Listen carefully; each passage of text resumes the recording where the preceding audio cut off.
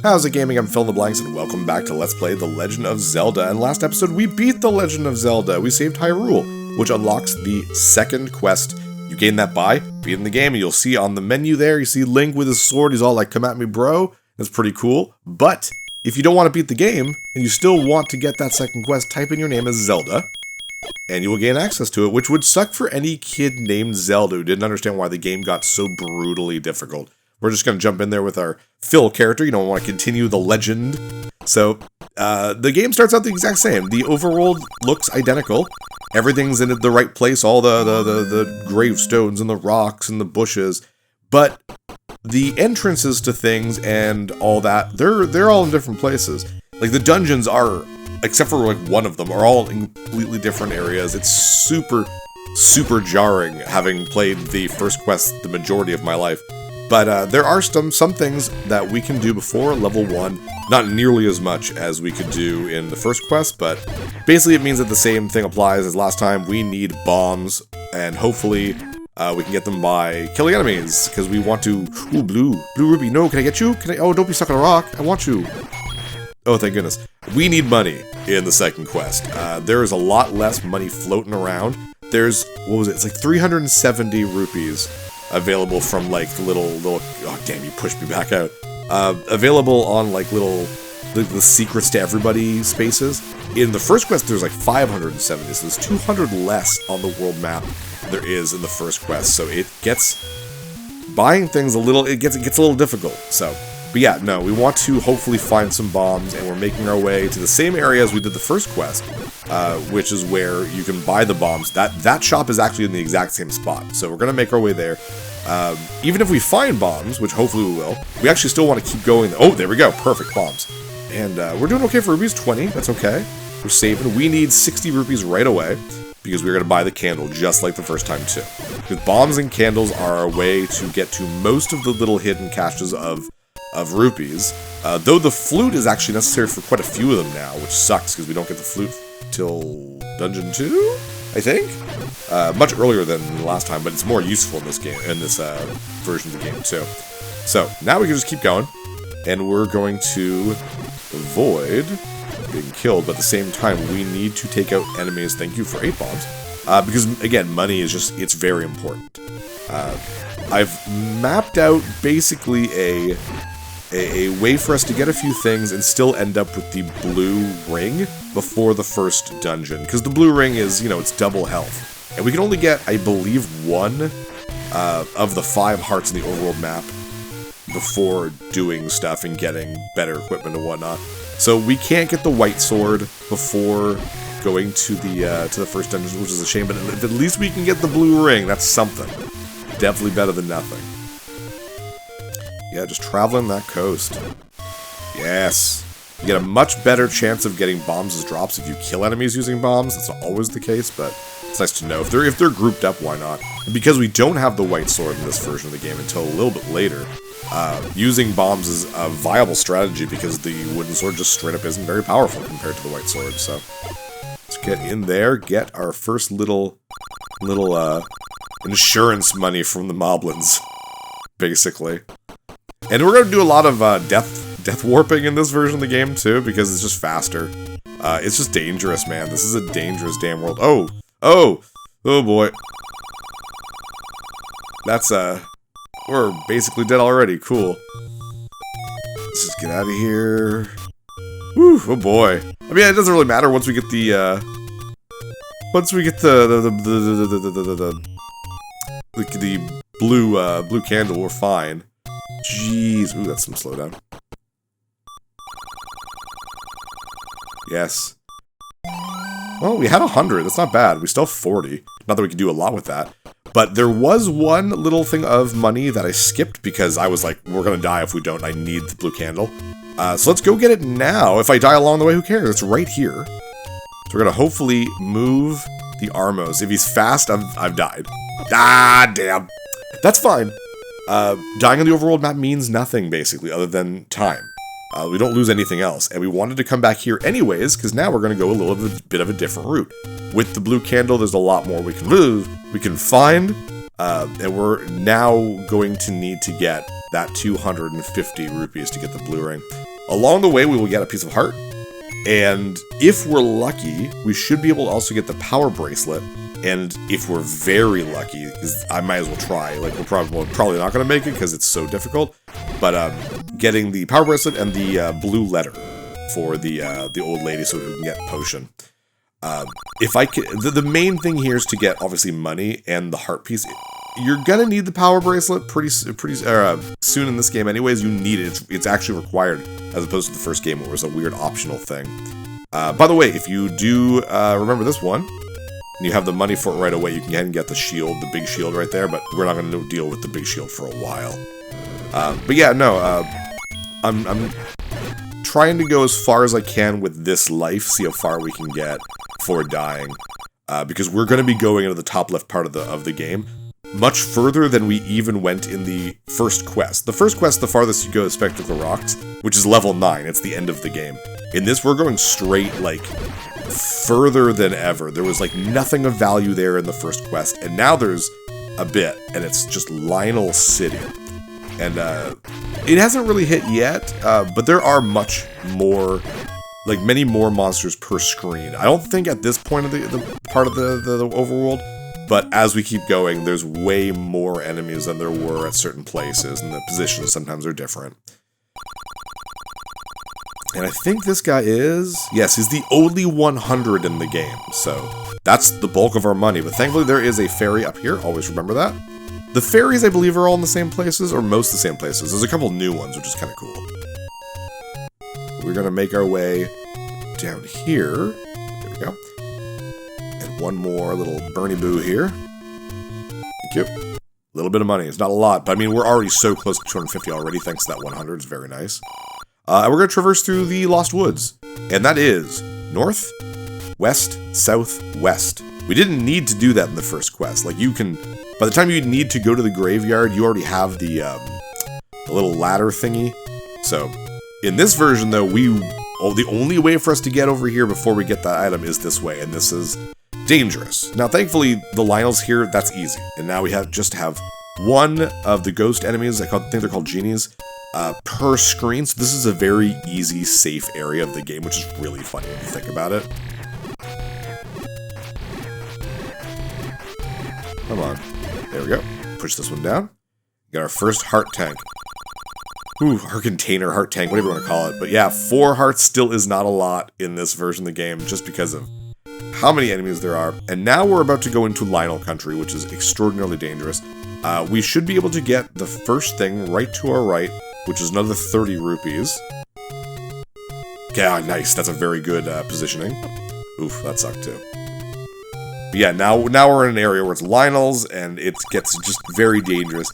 So if we die here, now that I've got the 230, that's still pretty good. Like, I can make up the 20 bucks. But we're going to see how far we can go. That is a bad positioning. Let's try again. Nope, that's horrible spawning. Nope. Jeez, oh, come on. Oh, take it.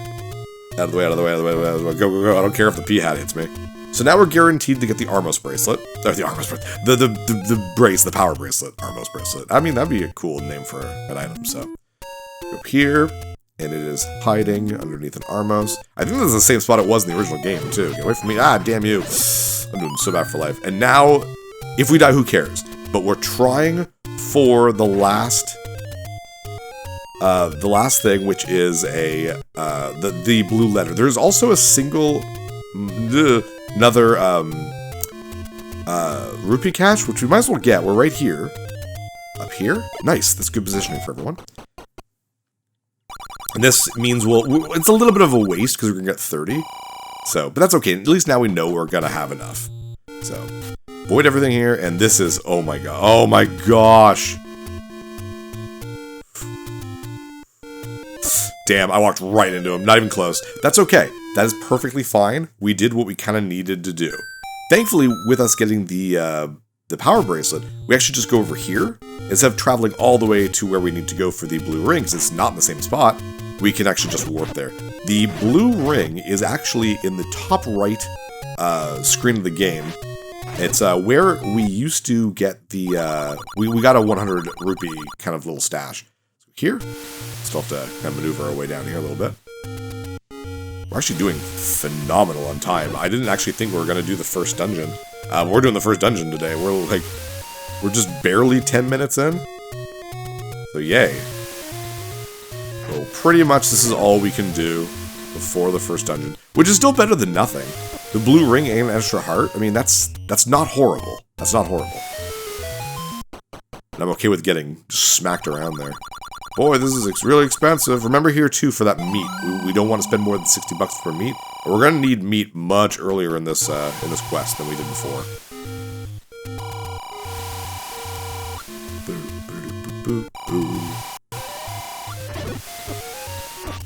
Oh no, they're killing us. Oh, it's so difficult.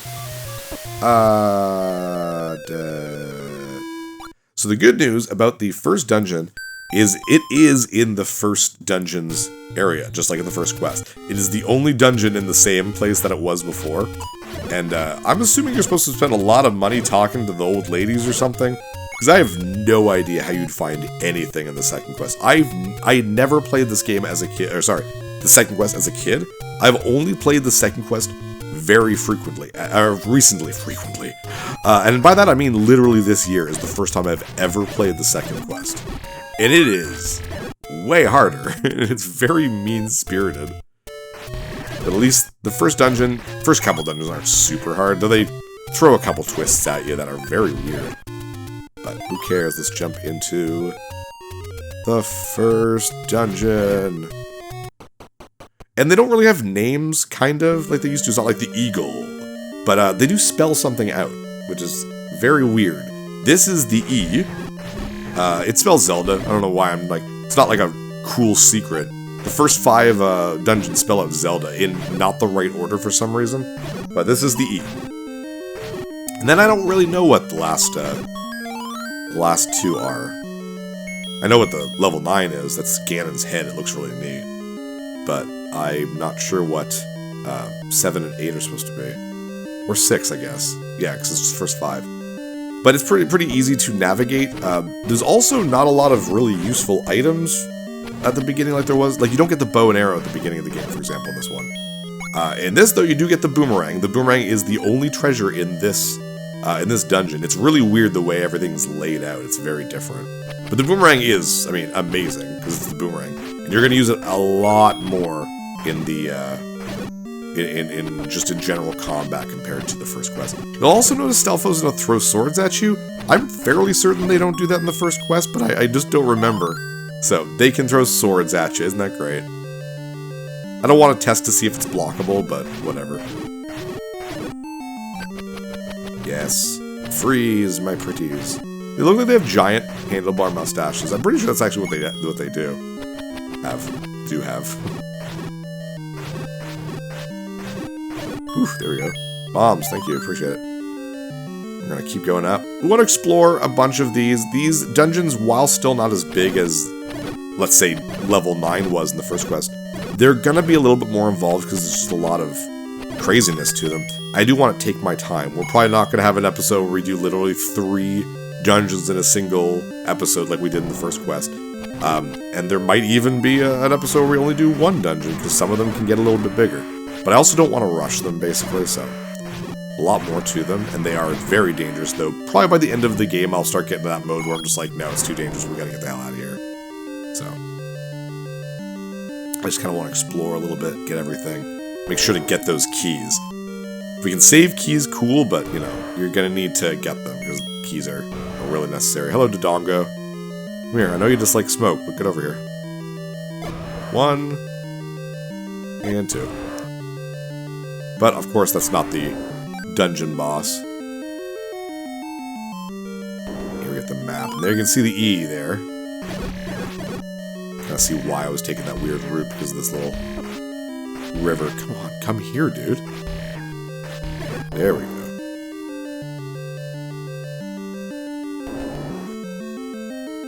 Now we kind of gotta go to the bottom. There's a lot more traversing through stairs in this quest as well. Like, where you go down the stairs, you'll pop up another place, which means that the maps are a lot less helpful than they were before. Nowadays, like, the newest Zelda game is Echoes of Wisdom, and it's insane how detailed the maps are. You pause it, you're just like, you're showing literally everything. Like, there's like a part where it's like, ooh, it's a maze in the dark. I'll just pause the game, because the map shows me exactly what the map, or the maze looks like. I don't need to rely on what it actually looks like in the game. It's kind of weird. Here you just get to see the connecting, like, doors, but you don't get to see where the stairs might go to. In Echoes of Wisdom, there's literal lines from stairs, so you know exactly where everything goes.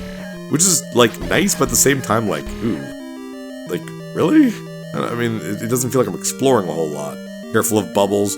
We won't see them for a bit, but bubbles can start doing even crazier things than taking your sword for a second. There's going to be I forget exactly what it is. It's like a blue bubble and a red bubble or something like that. And when you touch one, you won't get your sword back until either you touch the corresponding other bubble. I just missed that blue rupee, which sucks. Or you have to go and get a fairy, which is insane. So hopefully we'll be okay. They don't pop up for the first couple dungeons though, so it's not too bad.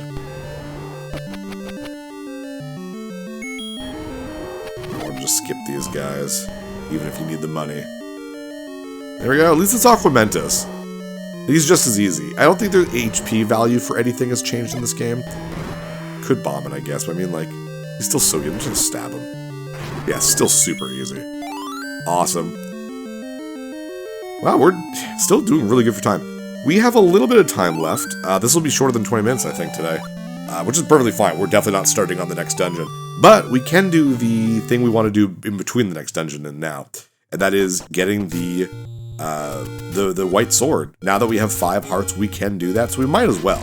And then we can just die on purpose so we can start at the beginning of the game for next episode. And weirdly enough, the white sword is out exactly where it was last quest. It's on top of the waterfall. The magical sword is a completely different spot, and you need the power bracelet to get it. But nope, this one is just exactly where we need it. Now, it still takes us a while to get all the hearts on the overworld map, so getting the 12 hearts necessary to get the magical sword will take us a few dungeons. I think it's after dungeon 5 we can finally do it. But white sword is better than nothing, so. Overall, very good progress for the first episode for the second quest. We're only 5 episodes to get the first quest done. I think this will probably take 7, maybe. So we'll take a little bit longer doing some of the dungeons. There we go, white sword. Good start, good start. Next episode, we will start at the very first screen where we got the sword, the first sword. And we will start there for Dungeon 2. I'm Fill the Blanks. See you next level. Ow. Hey, thanks for watching. If you liked this episode, click that subscribe button and hit the bell icon to know when the next episode is up. If you want to support my channel, share some videos with some friends and consider supporting me on Patreon.